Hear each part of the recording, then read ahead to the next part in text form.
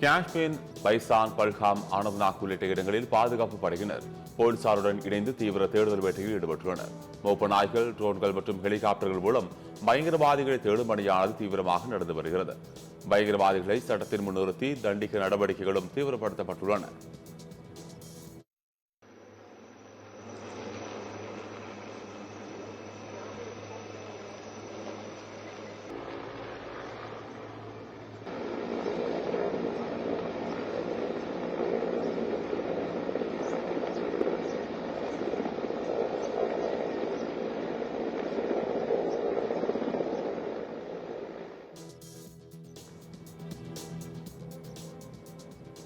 தேனிலவு கொண்டாட ஜம்மு காஷ்மீர் சென்ற இந்திய கடற்படை அதிகாரி ஒருவர் பகல்காம் தாக்குதலில் உயிரிழந்த சம்பவம் சோகத்தை ஏற்படுத்தியுள்ளது.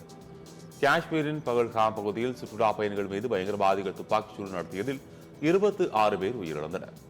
இந்த தாக்குதலில் ஹரியானாவைச் சேர்ந்த கடற்படை அதிகாரி வினய் என்பவரும் உயிரிழந்தார்.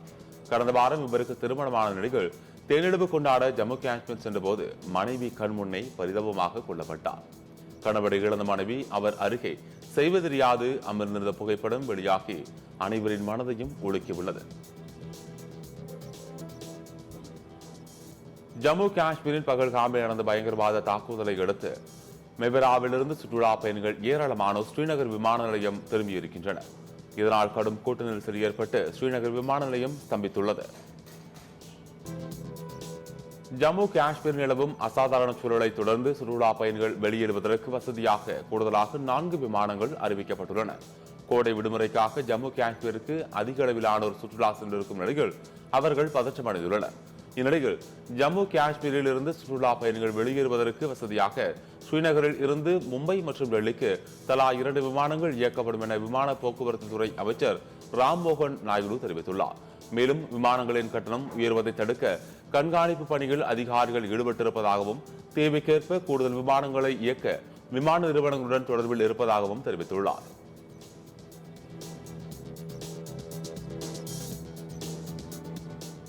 ஜம்மு காஷ்மீரில் 26 அப்பாவி சுற்றுலா பயணிகள் பயங்கரவாதிகளால் சுட்டுக் கொல்லப்பட்ட சம்பவத்தை கண்டித்து முழு அடைப்பு போராட்டம் நடைபெற்று வருகிறது.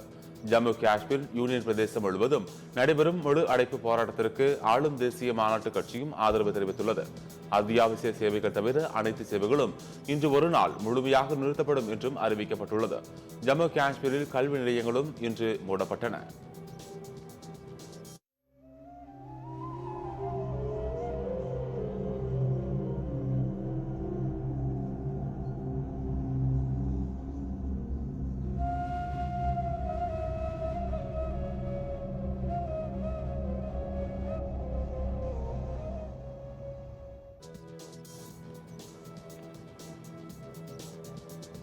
பயங்கரவாதிகளின் துப்பாக்கிச் சூட்டில் உயிரிழந்தவர்களின் உடல்களை மீட்ட மருத்துவக் குழுக்கள் மருத்துவமனைக்கு அனுப்பி வைத்துள்ளன.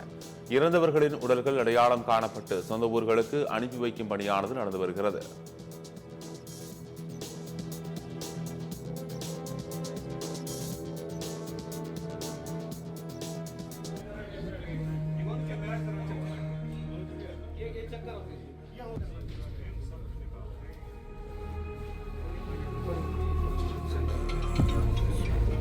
Relatives ಕಳಿಸ್ಬಿಡ್ಲ sir.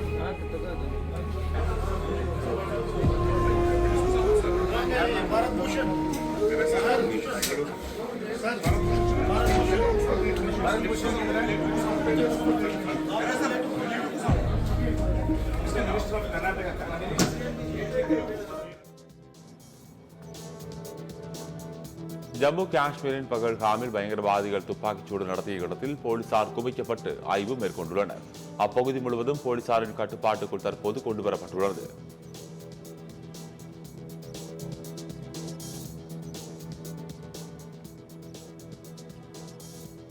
ஜம்மு காஷ்மீரில் பயங்கரவாதிகள் துப்பாக்கிச்சூடு நடத்திய இடத்தில் நம்பர் பிளேட் இல்லாத பைக் ஒன்று சிக்கியுள்ளதாக தகவல் வெளியாகியுள்ளது. இந்த இருசக்கர வாகனத்தில் வந்த பயங்கரவாதிகளில் ஒருவன் தாக்குதலில் ஈடுபட்டிருக்கலாம் என்றும் அதிகாரிகள் தெரிவித்துள்ளனர்.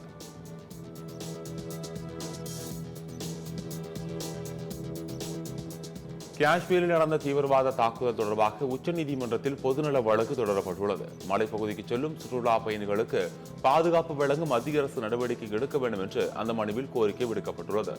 சுற்றுலா பயணிகளின் பாதுகாப்பாக ஆயுதமேந்திய பாதுகாப்பு படை நிறுத்தப்படுவதை உறுதி செய்ய வேண்டும் என்றும் அந்த மனுவில் வலியுறுத்தப்பட்டுள்ளது. இந்த மனு விரைவில் விசாரணைக்கு வரும் என்றும் எதிர்பார்க்கப்படுகிறது. ஜம்மு காஷ்மீரில் 2 பயங்கரவாதிகளை சுட்டுக் கொன்று இந்திய ராணுவம் பதிலடி கொடுத்துள்ளது. ஜம்மு காஷ்மீரின் பகல்காம் பகுதிகள் சுற்றுலா பயணிகள் 26 பேரை பயங்கரவாதிகள் சுட்டுக் கொன்ற சம்பவம் நாடு முழுவதும் பெரும் அதிர்ச்சியை ஏற்படுத்தியுள்ளது. இந்நிலையில் பயங்கரவாதிகளை சலடை போட்டு தேடி வரும் பாதுகாப்பு படையினர் ஜம்மு காஷ்மீரின் பாரமுல்லா பகுதியில் வைத்து அவர்களை சுற்றி வளைத்துள்ளனர். இதில் பயங்கரவாதிகளுக்கும் பாதுகாப்பு படையினருக்கும் இடையே நடைபெற்ற துப்பாக்கிச் சூட்டில் 2 பயங்கரவாதிகள் சுட்டுக் கொல்லப்பட்டுள்ளனர். தொடர்ந்து பயங்கரவாதிகளிடம் இருந்து வெடிபொருட்கள் மற்றும் ஆயுதங்களை பறிமுதல் செய்திருக்கும் அதிகாரிகள் தொடர்ந்து தேடுதல் வேட்டையை முடுக்கிவிட்டுள்ளனர்.